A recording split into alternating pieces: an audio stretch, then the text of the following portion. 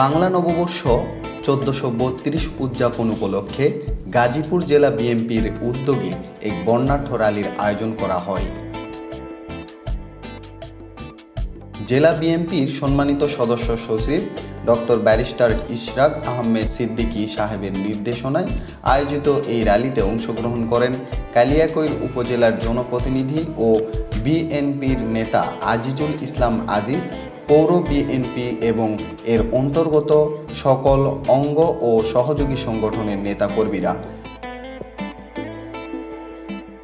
র্যালিটি বটতলা জেলা পরিষদ সংলগ্ন থেকে শুরু হয়ে জয়দেবপুর উপজেলার বিভিন্ন গুরুত্বপূর্ণ সড়ক প্রদক্ষিণ করে। নববর্ষের উৎসব মুখর পরিবেশে নেতাকর্মীদের মুখে ছিল দেশপ্রেম ও গণতন্ত্র পুনরুদ্ধারের প্রত্যয়।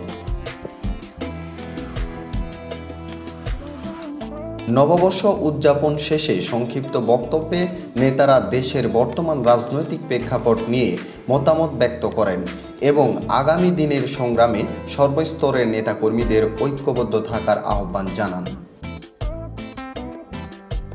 জাকির হোসেন, দৈনিক সূর্যোদয়।